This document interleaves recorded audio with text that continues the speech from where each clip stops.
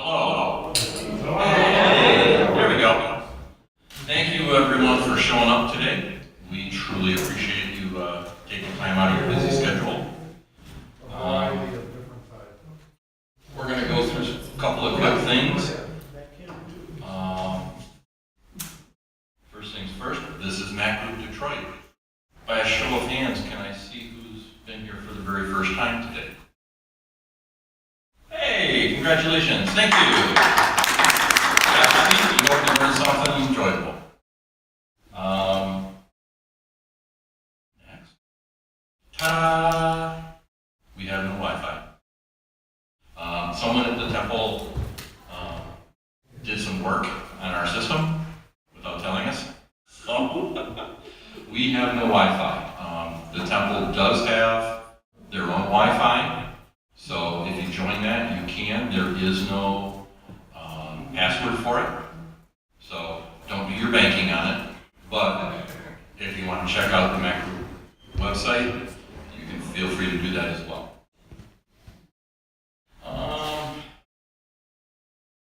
Special announcement. One of our former members was named who passed away. Brian Stone is helping his wife Judy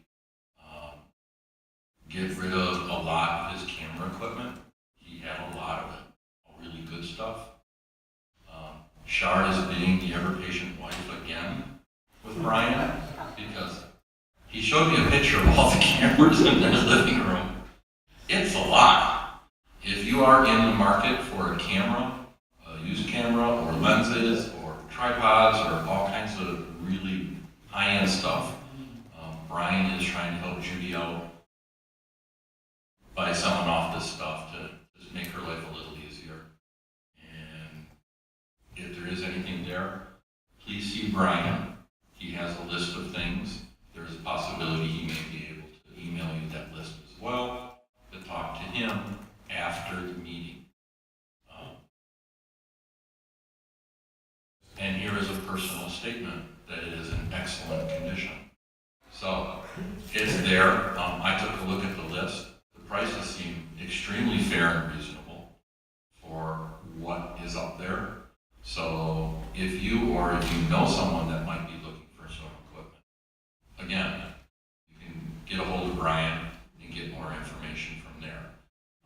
There are some point-and-shoot cameras up there. There are some body units, lenses, all the different kinds of things. Again, Brian Stone is your contact for anything there to help out Judy. There are some inexpensive bodies, $200, $200. So Yeah. And it goes up from there. There are some reasonable for starter cameras. Yeah, there was a D7000, I think there was up Right. there for $250 for the body. And it was like, oh, this could put me down a rabbit hole that I don't need to get into. So I'm thinking about it, but if someone else wants to get it, don't let me stop you. So that was our public service announcement for our group today. Next up, Q&A. Since we don't have a microphone handy for the Q&A for everyone to get their questions out, I'm going to point to people. When you raise your hand, I'd like you to stand, speak clearly and loudly. No. They have to go to the microphone or they cannot be heard on the video. Okay, so we're going to give them this Yes. microphone? Yes. All right, so if you have a question, please come up to the bench and we will hand the mic over for you to state your question so everyone can hear it clearly, and then we will do our best to try and answer that question for you. Yes, young man. Thank you for coming on. I need to tip out of it. Okay. Let me do this. Sure. Go sing it.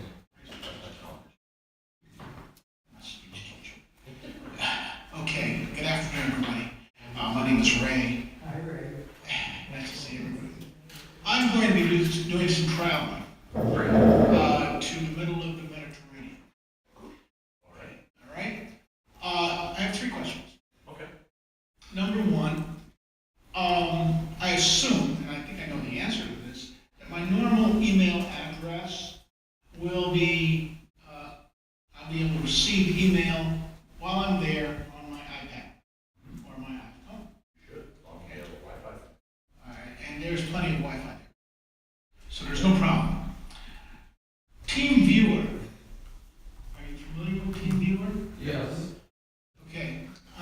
set it up this afternoon, and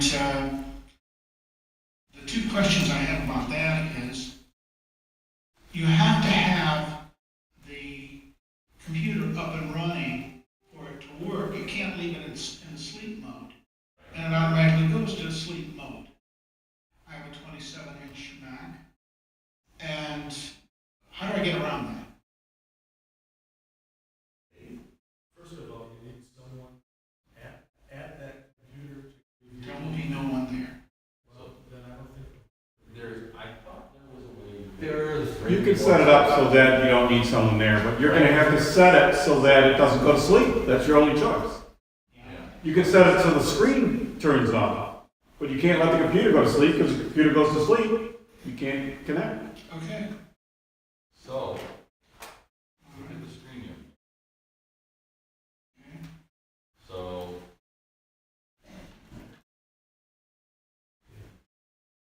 computer sleep, the top line, Yeah, drag it to never.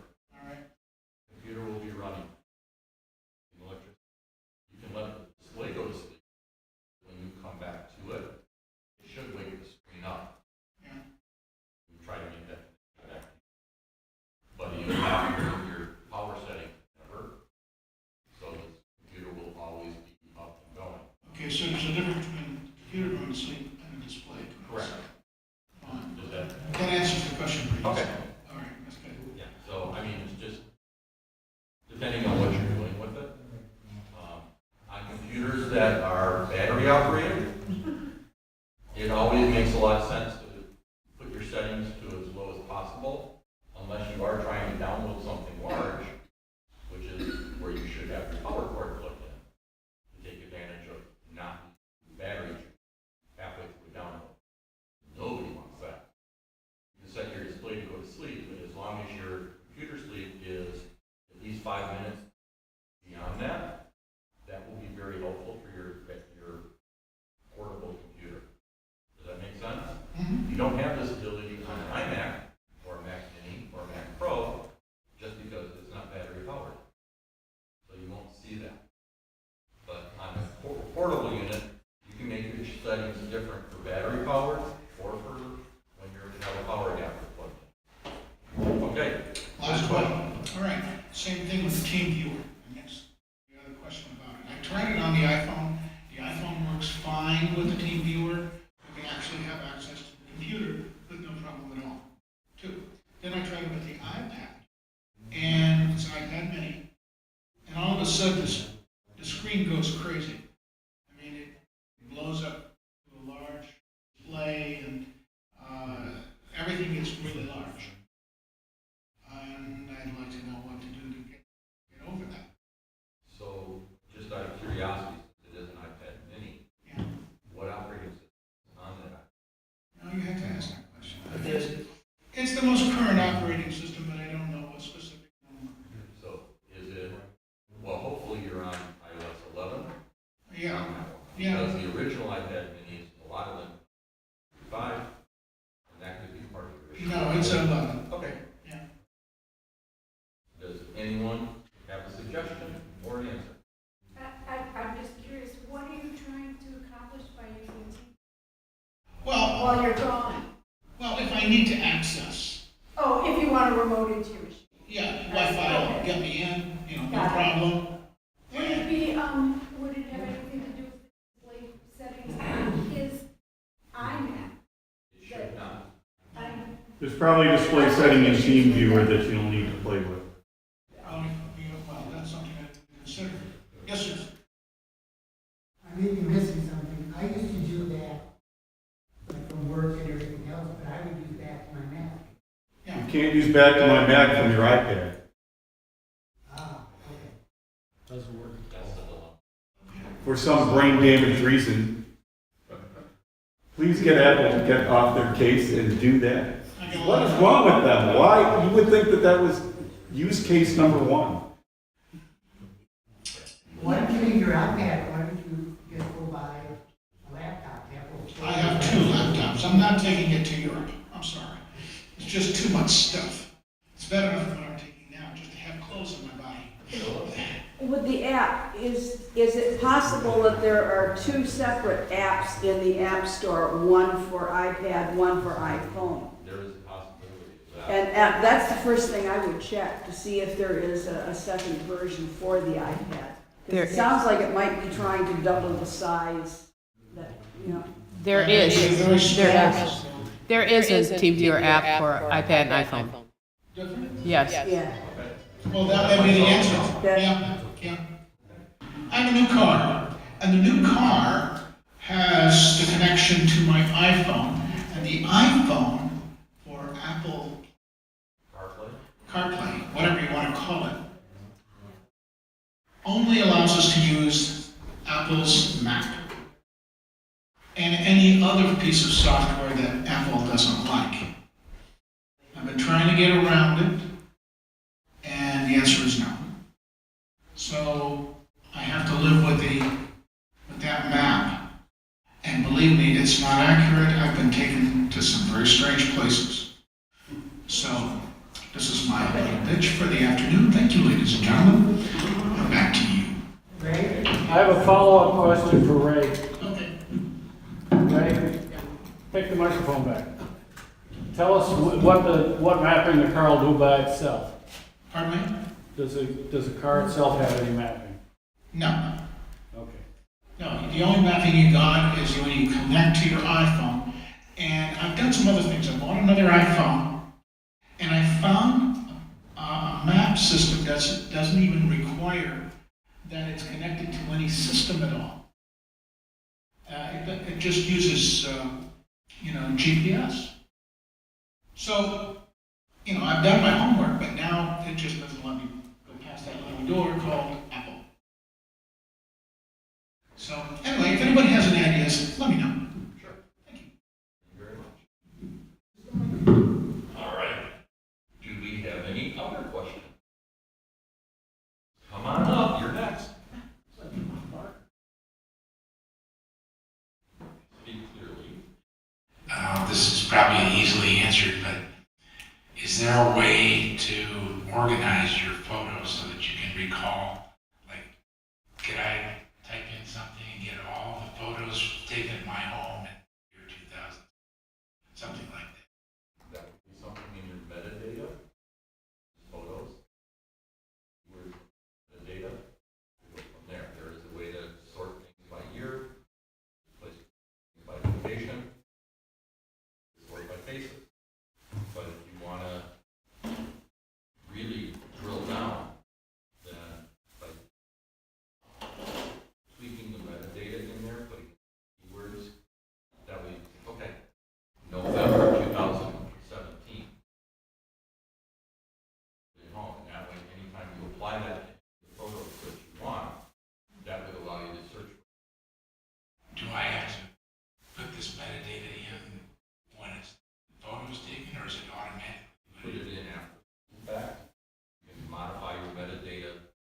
Once you have it into the photos program or room, you can then go in, modify that data.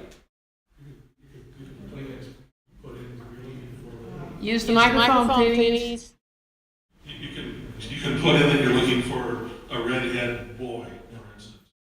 And then when you're searching 6 months later for all the redhead boy pictures, there it is. But you have to type in redhead, boy, in as you're putting those in, or after the ring you can add. What program? Photos, which I'm going to demonstrate, part of it, and Lightroom, which is also a catalog. Say you didn't type in any. You didn't type in any. Then it only puts in the date the data was taken, the camera was taken with that. So could you go back and dig into it? Could you ask it? If you knew it was like 1:05 p.m. and 30 seconds, certain date, find that picture? Yeah. Not 100% true. Under the search, the little magnifying glass, you type in the word dog,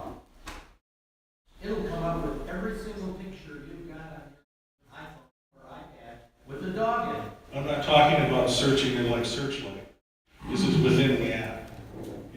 You go to Find in Lightroom, and I think it's Find in Photos, and it just looks within that photo app. Spotlight will do exactly what you said happens. Searches the whole. It searches everything on the computer, anything that is dog related, boop, pulls it all up. But within the app itself, if you do the search just there, it narrows it down and says, okay, we're only going to look in this library instead of the entire system. So, which makes it a whole lot easier and less frustrating, I would think, all the way around. Okay, do we have any other questions for today? Yes. You have to come on up and talk in the mic.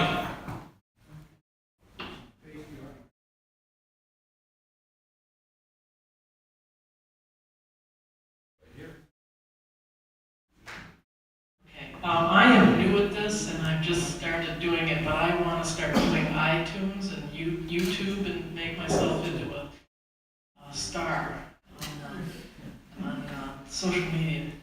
And I'm going to get a new iPhone 8 Plus, but right now I have the 4. How do I get my videos into my computer? From your iPhone 4, you will plug the phone into your computer with the charging cable. You will then import your pictures and your videos into Photos. Because I did that yesterday or the day before and I couldn't figure out. I went into the library and all that and I couldn't find anything. I didn't see it. I didn't see. When you plugged your phone in, did Photos open? Yeah, reopen it. And then when the phone shows up inside of Photos, click on it. And then you will see everything that gives you the ability to import. If you select there will be a blue button in the upper right corner. If you click on that, it will import everything off your phone onto your computer, where you can then organize it and delete what you don't want. And you'll have everything there to work with going forward. Okay, so does that answer that question?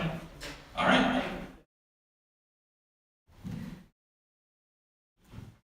I'm Jim Cutler. I have a slight expansion on the previous answer in trying to mark things for later sort. Spotlight can usually find metadata put in by Lightroom or Photos or the like. There's some tools by a fellow named Howard Oakley at eclecticlight.co. I think that's been mentioned here once, I'm not sure. But anyway, and he's just published a tool called Search Key. And basically it will allow you to add metadata, effectively tags, to any kind of file, whether it's a folder or a text file or a PDF, images or whatever. So you can, and it'll do it, I believe if I read his instructions correctly, you can do it in batch mode, or a lot of files at once. Also there's Better Find Your Attributes, which is another program. I can't remember which company makes that at the moment. But anyway, both of those can be used for mass adding of tags to files to help find things with search in Spotlight. Do we have any other questions for today? Okay. Well, as always, please set your phone to silent during the presentation. Or you can turn it off even. It's up to you. Do not disturb mode's not bad.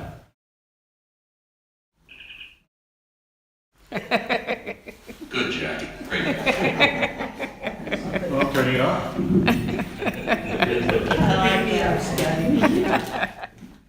Show off. If you want to know about that noise, ask Jack after the meeting. Now, I'm going to have 2 more real quick public service announcements. I got this email about 2 months ago saying that there was an issue with my iTunes account. It is spam. people that are honest / gullible to click on the link and, oh, let me log in with my name and password. I'll give you that info. Please don't do that. And if you know anybody that says they saw this, please tell them not to do it as well. I got one the other day from my .Mac account telling me they were going to shut it down. It is not from Apple. You know, they want me to contact them and give them all kinds of information to verify it's me. No, not going to happen. Apple doesn't do that.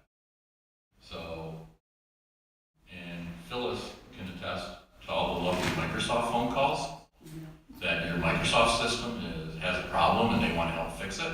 Because even if you have a Mac, yeah, funny, I'm not running Windows, but that's what they're going on. And they're pretty determined to tell you that they found a system in your home or office that has this problem. My wife got one the other day at work saying that we'll unlock your account if you pay us in Bitcoin. And it's like, yeah, no, not at all. So the scam people are out there, they're in force. They're looking to make their money this way. And if you wonder, how do these people do it? Because they can sit and make 1,000 emails a day or 100 phone calls a day. They only need one person to fall for it. And that's how they make their money. Dave, from what I understand now too, the phone calls, they're starting a new one that they're from Apple. Yes. I heard rumors of that one. Yeah. But yeah, so now they're trying to say that they're with Apple. Sort of like the malware people doing the, oh, we're Apple support. No, they're not. So if you have questions about it, that it doesn't seem right and you think it's from Apple, hang up. Hang up, and if they call back, tell them to stop calling you. And because when I'm at work and people say, it didn't sound right, it sounded fishy. And when I told them that, no, I'm just going to go into the Apple store for help, their statement is, oh no, don't bother. They won't be able to help you there. Only I can help you. No. So,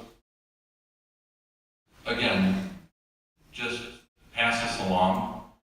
Since most of us here are probably smart enough to not fall for it, pass it along to people who you know that maybe might fall into that gullible, where they might actually give them information. Because these people, their new trick is, oh, the credit card you gave me didn't go through. Give me the routing number off the bottom of your check. Yeah, that's not a good thing. You give them that routing number and they're draining your bank account. Yep. So, again, that's the public service announcement for this one.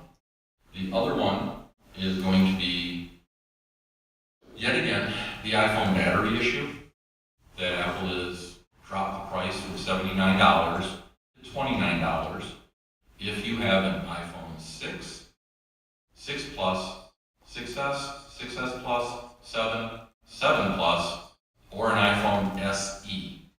If you have any other model phone, you are not affected by this at all.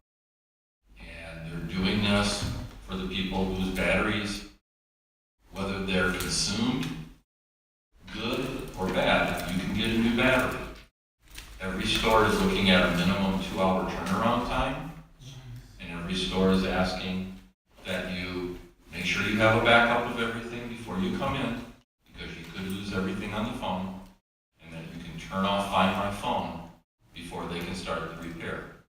If you can't, they cannot finish the paperwork, they cannot check it in, they will not give you the battery. You have to let Apple do it for you. And trust me, you don't want to do the battery in any of these phones. It's a pain. That's why it's a 2-hour turnaround time, and also because there's probably 15 to 20 phones in front of you. When this all started back in January, there was probably 40 phones in front of you. But now they've got it down. They have batteries in stock. Chances are They won't have to order one for you unless something really weird happened. But again, this program goes until the end of 2018. So December 31st, 2018 is the last day for the models that I spoke of to get the battery for $29. You really don't want to wait till the last day because no one wants to be in an Apple store around holiday time, including the employees. So if you do want to get the battery, help an Apple employee out. Come in October or early November because you might not need one right now. But if you want to take advantage of that $29, do it then.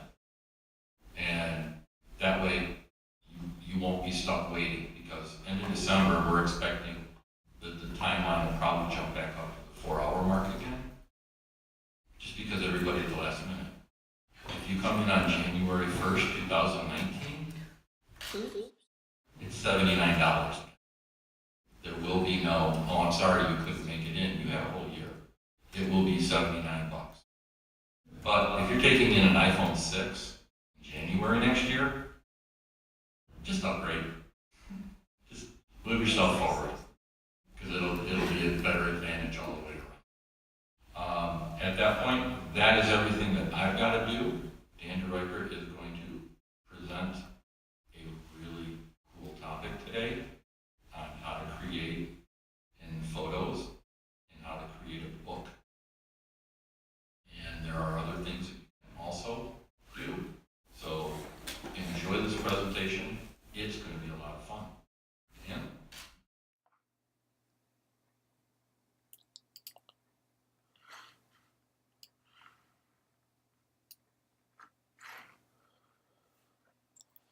Hi, my name's Dan DeRyckere, and we're here at MacGroup-Detroit, and we're going to learn about making a book in Photos for Mac OS. We're going to make this book in this photo. Brian and Shara Stone were nice enough to let me use their photos from their recent trip to Colorado, and we're going to take a train ride with them. Let me back up a little bit. iPhotos and Aperture were really combined to make Photos for Mac OS. It takes the best from Aperture, which is no longer made by Apple, and adds it to the capabilities of iPhoto. So Photos for Mac OS lets you organize, edit, and share all of your photos. To organize them, you basically get to look at thumbnails of all the photos in your Photos, and then you can also select some of those and put them in individual albums. You can also sort by faces. So if it automatically finds faces and sorts all those together, and you can pretty much sort things any way you want. It also has really powerful editing tools. Not as much as Photoshop or Lightroom, but much more than you would expect, and way better than when it was just iPhoto. It allows you to control exposure, color, light, tonality, and intensity of color. You can make it black and white if you want. You can fix red eye. There is a white balance tool. There's levels, and in the very latest version of Photos, which is in High Sierra, they've added curves to let you have even more control over the overall tonality. For the share part, it allows you to print prints of various sizes, all the way up to I think it's a 16 by 20 poster. cards, calendars, and books. And we're going to concentrate on books today. We're going to turn your photos into a beautiful coffee table book. So without further ado, I'm going to collapse this and we'll go to Photos. Now what we're looking at are all the photos that are going to go into the book. You're able to, by moving this little slider here, change the size of the thumbnails. You can also look at an individual photo.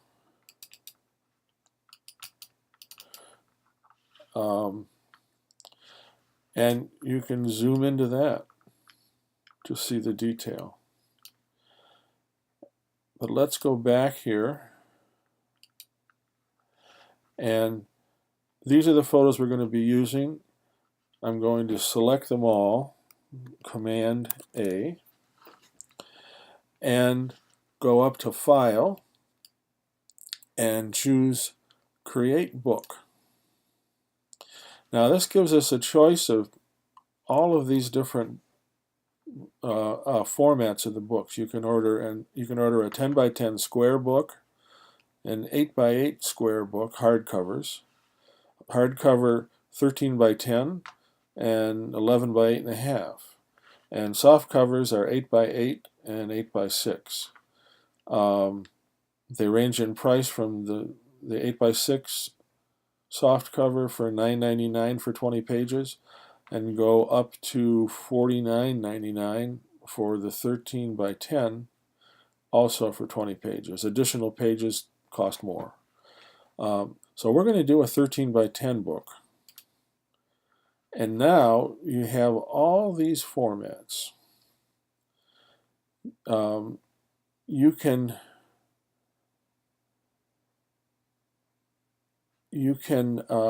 choose any of them. Let's just look at a couple. I'm gonna have it create a book, and then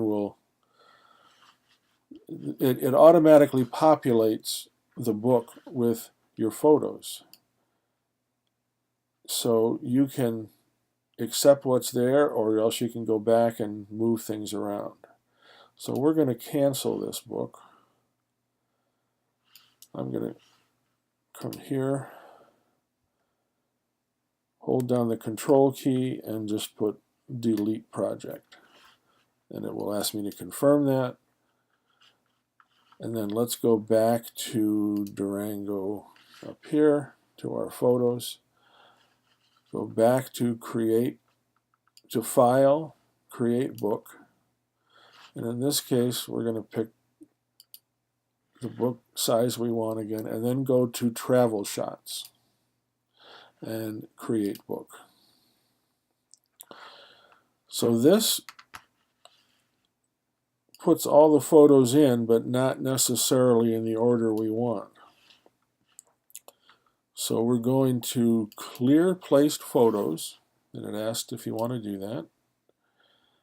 And what that does is it puts all the photos that were in the book down in this bottom film strip here. A bunch of thumbnails of all the photos. And then we're able to place them one at a time into the book. So I'm going to go one I've already started, just to cut down on time. And here we go. I know the first photo I want is the train itself. So we're going to put that in this hole. And I know the next one is this piece of sculpture that's at the train station. So let's enlarge this by double-clicking on it. And the first thing you can do is we're going to actually, let's work with the photo first. I don't think we need to zoom the photo, but you are able to.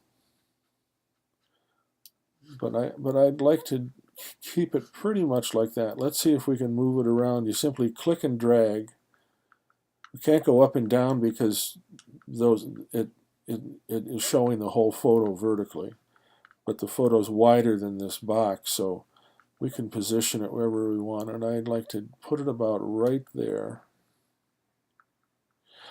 and make it just a little bit larger to get rid of this post. That kind of bothers me there, so we'll do that. Then we can come back and reposition this where we want. I think about right there. And then the next thing is we're going to go to the type. So we're going to click and highlight the word Durango that's already there because that was the name of the folder that these photos came from. And I'm going to change the font to Berthold City. And I want bold in this case. And I'm going to change the color. Pick up this little eyedropper here, and we're going to put the color of the background that's already been part of this format. By clicking on that, the type picks up that color. We'll get this out of the way, and then I'm going to put the cursor in there. Oops.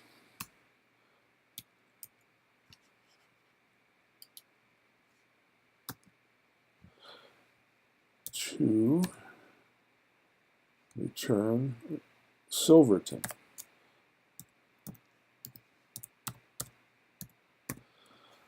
So that's our title. Let's zoom in on this a little bit so we can see what we're dealing with here. So that's our title. I'm going to scooch this up so we can see this corner. And I think the type is way too big. So we're going to change the size down to 48. And then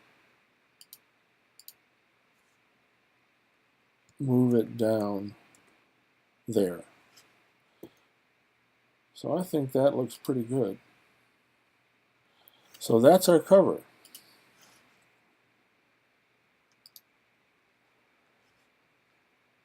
So then here on this page,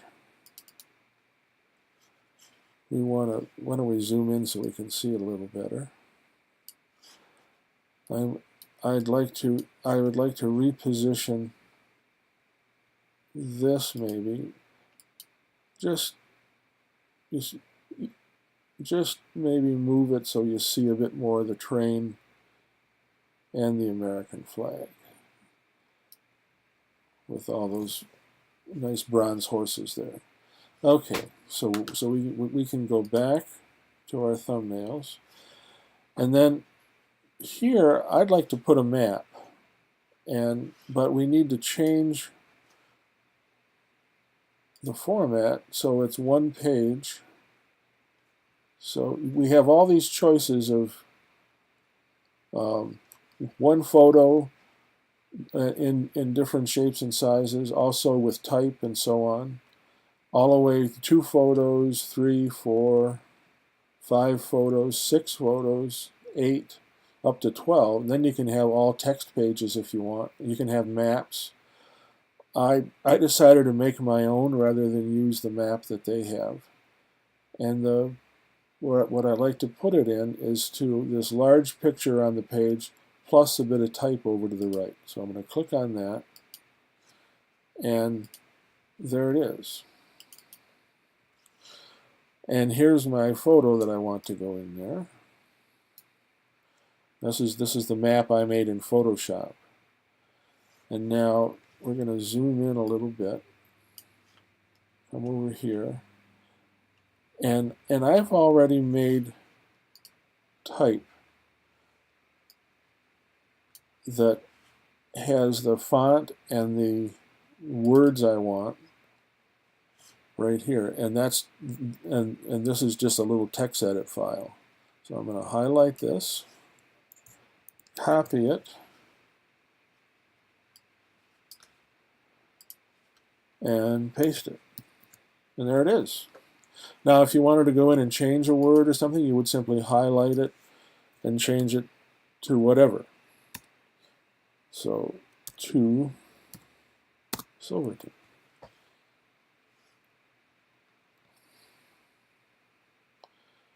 So that's the type, and down at the bottom, I put in Brian and Char's name to give them credit.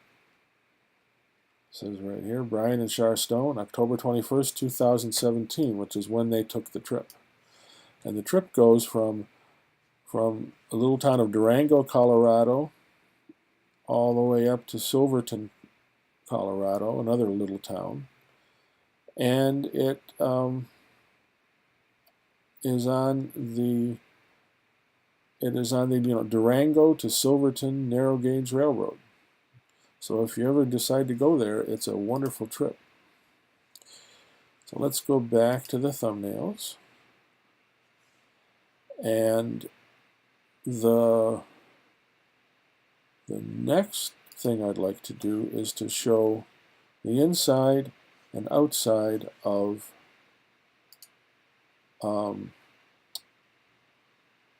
the actual train station where you start. So I'd like to do 2 horizontal pictures. And here we go, in this format. So that populates that. This one I want to be a full bleed. Bleed means it goes off all the sides. Okay, so we're going to make this bigger now. So I'd like to put this photo at the top and this photo of the inside of the station at the bottom, and then we can reposition them till we find something we like. And I think something like this is pretty nice for the bottom one. Actually, I want to get rid of this little thing here, so I'm just going to make it a little larger. There. And that lets me position this just the way I want. And then the one at the top, I think I'd like to see a little more road, so in the very top of that smokestack, so about right there. No, I'd like to see the guy's feet over on the left, so that's where we want to position that. Okay, then this photo is going to be the timetable. And it looks slightly, yeah, I think that looks good right there. Center it, we see just the edge of that doorway. Maybe we can get rid of that just a little bit. We still get the shadow. I think it's probably better this way, so we don't have the confusion of this other piece of molding on the other side. So that's that. So we go, that's our next spread. Then here, I want to go with one big photo, but not a full bleed. So, and this is going to cross the gutter, which is the center part of the book. The nice thing about the program is it automatically takes into consideration the part that when it is printed, rather than losing a part of the photo and having it look funny, it adds a little bit of the photo to this page and a little bit, and it duplicates that little bit on this side. So when it's bound, you have one photo with that looks pretty seamless, even though there is a gutter down the middle. So this one, let's make this larger. First thing I know is I don't want text there, so I'm going to highlight it and delete it. and it won't print any text, but it will let me have a nice photo of the train.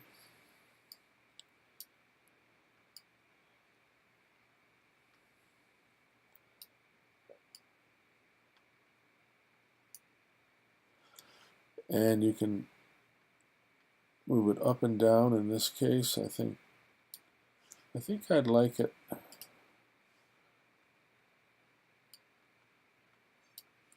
I was going to try to crop it, but I can't make it smaller that way. So let's see, about right there. That looks pretty good. So then we go back to the thumbnails, and let's take a look at these last two spreads.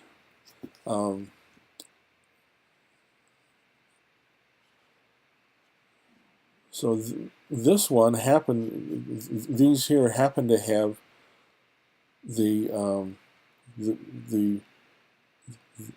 format that I already want. So we're going to repeat the train that's on the cover and put that here. And over here we're going to put this beautiful vista. So let's make this larger so we can make sure that we're positioning this the way we want. I don't think we need to see the wall on the left. I'd like to do that. And in this case, we'll leave that yellow post on the right. I think it looks pretty good that way. And then this one, we can go side to side.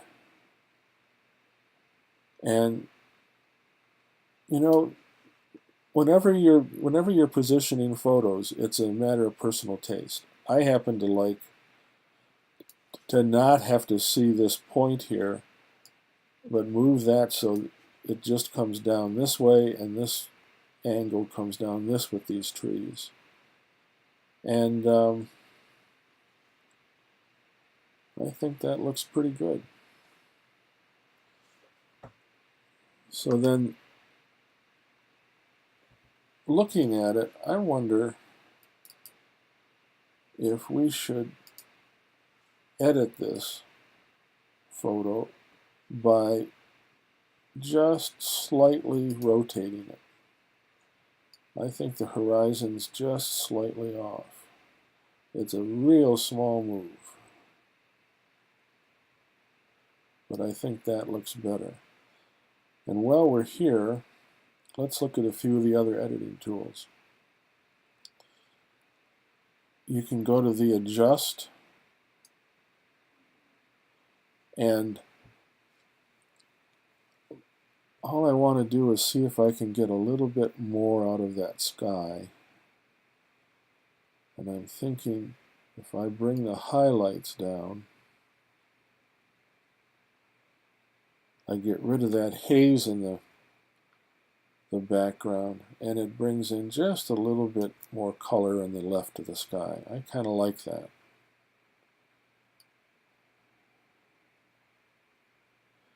And I can brighten up these trees in the foreground a little bit by moving the shadows slightly. And I really think that's all that needs at this point. Unless we wanted to bump the color a little, just add a little bit of saturation to it. Yeah, that looks pretty good. I'm making real small moves. So I'm going to click Done, and it goes back here. This looks a little straighter, and I like the colors. So that's a taste of the edit. I'm going to show you more edit after we finish this book. So the next thing we can do is go to the next spread, and I want to change the format. I want to change the format here to a full bleed page. And over here, I want a smaller, I think about that size looks good. I like to not have everything be a full bleed. I like how it you have a little bit of white space, so there's a little bit of almost a rhythm to the photos. I'll talk about that a little bit more in a second. So on the right-hand page here, we're going to put this beautiful lake. And on the left, another train, because that's what this whole book is about, is the train and the views. So position-wise, I think I want to do that. I want to see the sign that says San Juan National Forest, see the tunnel and the train about to go into it. And on the right, I kind of like positioning this so you see a bit of this tree on the right, and then the lake curves down into the bottom here. So that's that. So what we've done, let's just go back to all the thumbnails and make it smaller so we can see kind of the rhythm of the book. So we start out with information about the book and about where this trip's going to take us. And then by having this relief of this white space around it, rather than having big bleed photo all the way across, it kind of lets you get into the book, lets you look at the pictures. Here the same thing. There's a little bit of white space there, followed by some more white space, then a big bleed photo.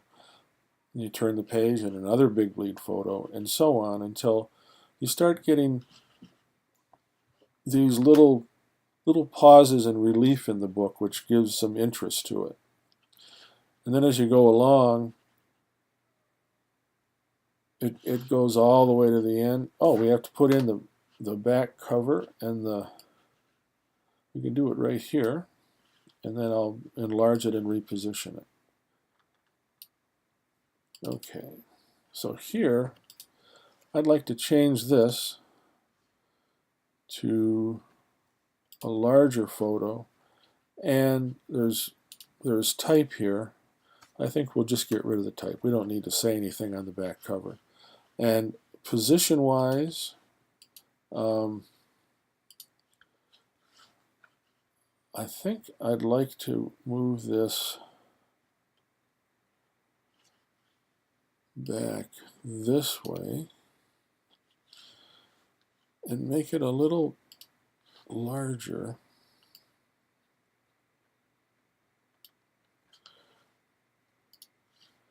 So I see the back of the cab, the bell. Yeah, that looks pretty good. And then this one, I think all we need to do is see a little bit more of this little piece of land on the left. So we let the tree start here and then come down and then back up on the land. So that's that. So let's go back to the thumbnails, and just to give you a feel for the whole book. We'll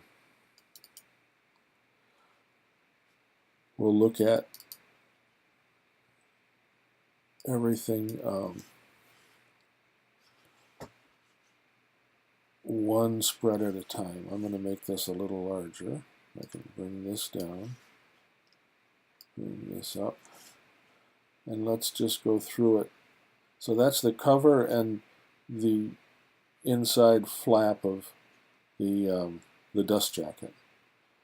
And then this is, when this book is printed, you'll see this is a real nice textured piece of paper which also lines the inside of the cover. And then here's our intro with the map of where we're going.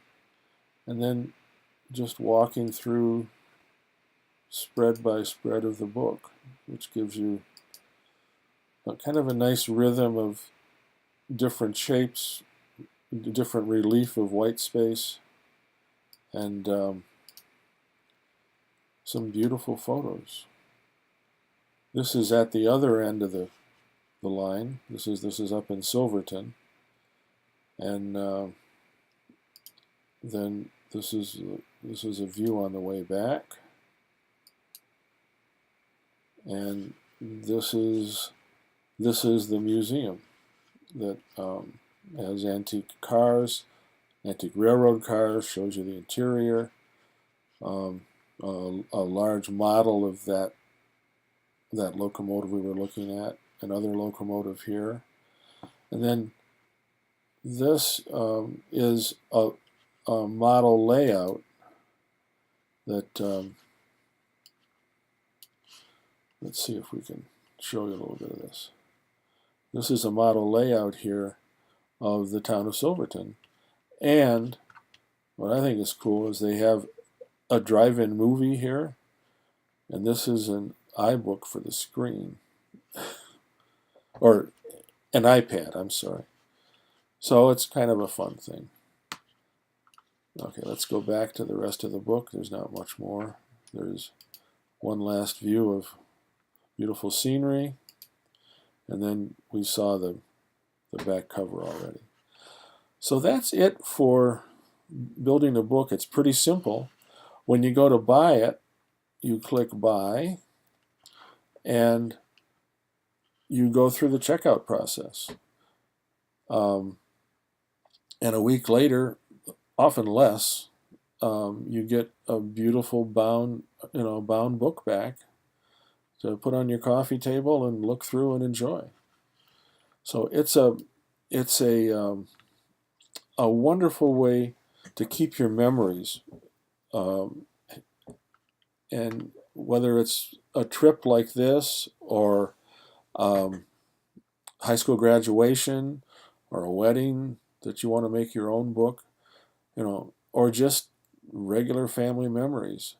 For not a lot of money, you can have a beautiful hardbound book, or softcover that 30 years ago would have cost you a fortune to have made. So and I think that the Apple product itself, the book that comes out of this process, is very high quality. The printing's beautiful. What you see on your screen is what you get in the book, and I think all in all, it's a real deal. So now let's go back and talk about editing again. Let's try this. So when you're editing a photo, I think the safest thing to do is to go to Image.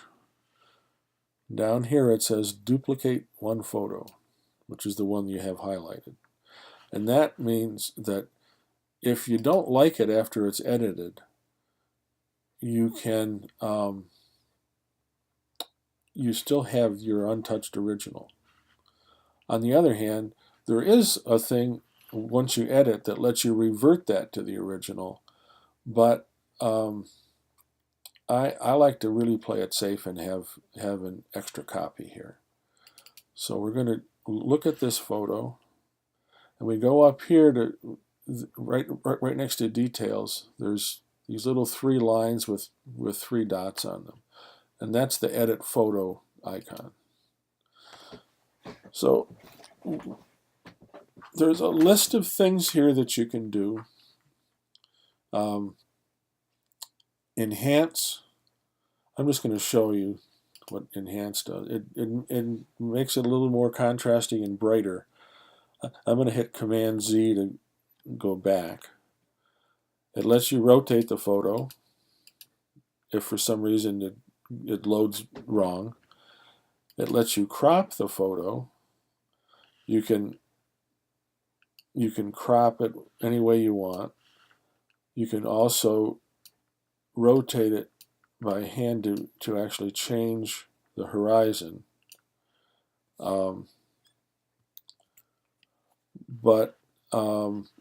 Then this is a list of, or is a bunch of filters, kind of like Instagram filters, where it automatically applies a formula that changes the look of the photo.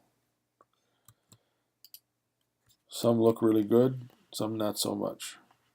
Looks pretty good in black and white. So we're going to go past that. There's a retouch brush. Say you wanted to get rid of the flag here on this thing.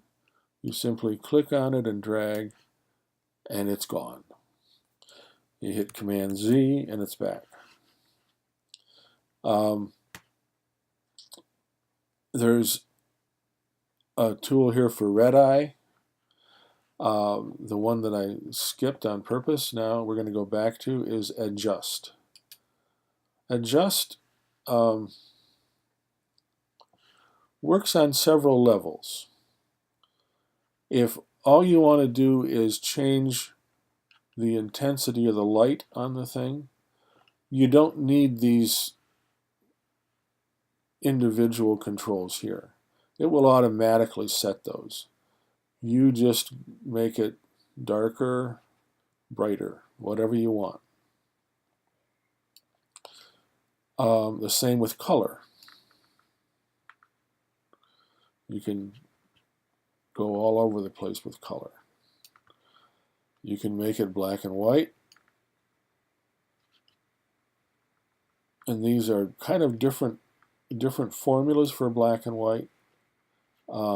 It lets you, let me see here. It lets you control intensity. This, where it says neutrals, is basically, it's changing the colors in different ways to black and white. So it lets you control that.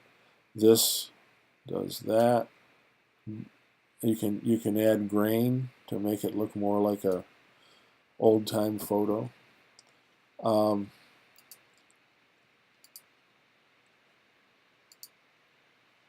But let's go back. We're going to revert to the original that we imported here. And let's just try to make this look better. I think the first thing I want to do is add more color. And then add more warmth. Lots of warmth. My intent here is to make it look like it looked when the photo was taken, which the camera doesn't always do. And it also allows it allows me to make it look more arty, more painterly, for want of a better term. We're looking at the city of Pisa. The tower's not leaning because when you get it to, when you're in the right spot and it's the right angle, it's leaning toward you or else away from you, so you don't notice that it's leaning left or right. Okay, so we've kind of played with color. Now what I'll be doing is bouncing back and forth between light and color for most of the adjustments I'm going to make. Everything I'm doing is just my personal taste. You don't have to be an artist, you just have to experiment and like what you see. So I'm going to bring the brilliance down, which makes things a little darker. I'm going to bring exposure down, which makes it even moodier. I'm going to bring the shadows down, which makes the sky even darker. Brightness, for now, I'm going to try down. Contrast, I want a little bit less contrast at this point. And the black point, which means your blacks, should be, if you look at the histogram, you don't want this thing climbing, this little line going up right on the left edge. So you want to adjust that to the point where it's as low as it'll get. Some photos it goes away completely, but I think about right there does it. So then we're going to go back to the contrast and saturation of the color, and I want to make the highlights brighter in this, so I'm moving the contrast to the right. I wouldn't mind a bit more color.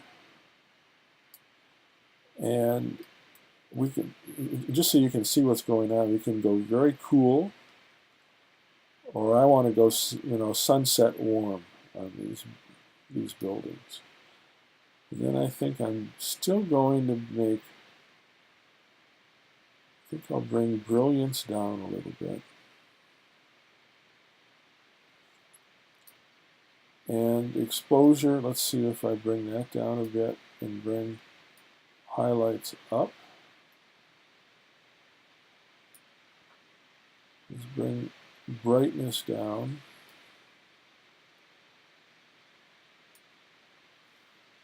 And contrast, we'll leave it where it was. I think that looks pretty good. Let's say that that's done. And it's a big change from that. I think this is an okay picture. This looks more like a painting done during the Renaissance, I think. But it's, when it comes to anything you're working with this, it should be what you like, what your eye sees, and as better or worse, and you make those little decisions as you go along. Let's try another one. Let's try this. I've already made a duplicate of this, so we'll go here, go to Edit, and we'll see what Enhance does. Yeah, it brightens it up. Not bad, but I think I'm going to go back to where it was. Rotate and crop are fine. Filters, I don't think I want to play with those. We don't need to get rid of anything, so we don't need the retouch part. So we go to Adjust. And now, this is a different kind of photo than the previous one of Pisa, because the light is not as intense and is not as directional. You can see the sky is pretty overcast. So we want to enhance this, but it's never going to be as brilliant as that other one was. But again, let's start with a bit of saturation in the color module here of Adjust. Bring up contrast a little bit. We could either cool it off or warm it up. I kind of like it a little warmer. And then we're going to go down to exposure. Maybe we bring that down a little bit. Bring brilliance up. Yeah, that looks pretty good. Bring shadows down to define things more. Bring contrast up a little bit. Black point, we can't quite get rid of that line, but we can come here. And then we'll go back and add some more contrast. Yeah. Bring exposure down again. brightness. And bring the highlights up. Bring brilliance up. And now I think I might like to warm this off a little bit, up a little bit, or see what it looks like cooler. You know, that's a whole different look. Just by moving one slider, which is the cast, which means whether it's cool or warm, you get a whole different look to the photo. That's more later in the day. This is more middle of the day, more overcast kind of light. I kind of like this warmer color to the thing. It just has a nice old look to it. So I'm going to say that's done for the color. Then this allows you, here where it says sharpen, you can, here I'll show you what it does. You can basically sharpen all the details in it. If you look at this bush, for instance, all these little white things on it become much more visible when you sharpen it. When you come back, they're there, but not nearly as much. I think I want it just about a quarter of the way. Edges, you can sharpen more or less with this. And fall off means the way that it, whether it's sharpening harshly or gently, and I'm going to keep it down in the gentle side. Definition is a whole different thing. It's it basically works on mid-tone contrast and also the darks. It makes a more harsh photo. So I'm going to leave the definition amount fairly low. I'm just going to do about 5%. Noise reduction, I don't think we have a problem with this. Let's go up and look. I don't see any noise that bothers me, so that's okay. Now here's something that's kind of a nice tool. Vignette lets you make the edges brighter or darker. I'm going to darken them a bit because it'll add a bit of interest to the sky. It lets you change the radius. You can see here how it's making this oval in the center bright by darkening the outside. I think we want to soften that a bit.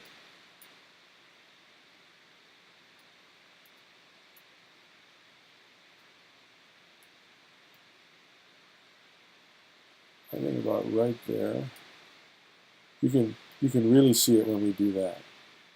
So that shows you what we're darkening, but which is the strength. The radius makes that area here, and then this softens everything up. I'll show you when it's real dark. The soften thing just shows you how much it's like feathering those edges, so you don't really notice them. So that way, this is without any vignette. I'm just going to add a little bit, like so. So it's just darkening this curve here and this area here, which brings more interest to this part. And then the last adjustment, which we may or may not need, but we'll experiment with, is levels. And here it allows you to make adjustments within basically 4 different areas. So we can make things lighter, richer, darker here. That's a bit too much, but I think just a little bit of that's pretty nice. And then that's in the lower quarter tones. The mid-tones, I think I'd move a little bit. Now, when you move the mid-tone, or when you move any of them, the others move with them a little bit. we're going to go up into high quarter tones and see if we want more brilliance or less, and I don't think we want to change that from being where it was. So I think this thing is done. So we're going to click done, and this is the before, and this is the after. It's a more moody picture, probably more like it felt on that day because it was overcast. This looks pretty tame. I think this one really shows the richness of all the stone and everything. So I'm happy with that. You might like it a whole other way, and you've got all those tools to play with to make that happen for your photo. I think that's pretty much the end of my presentation.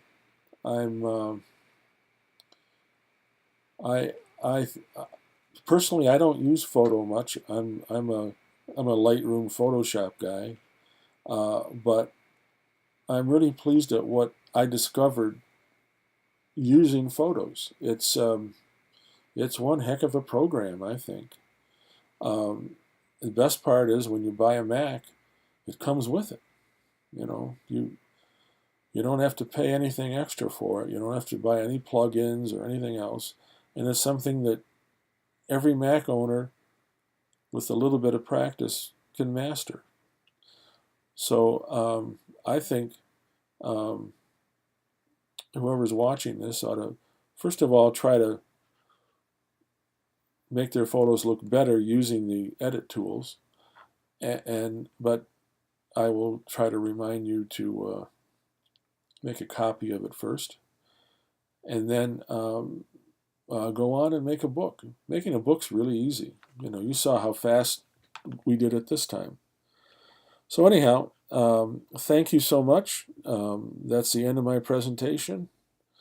My name is Dan DeRyckere, and hope everybody comes to the Mac Group meetings as often as they can, and encourage your friends to. Thanks. Bye-bye.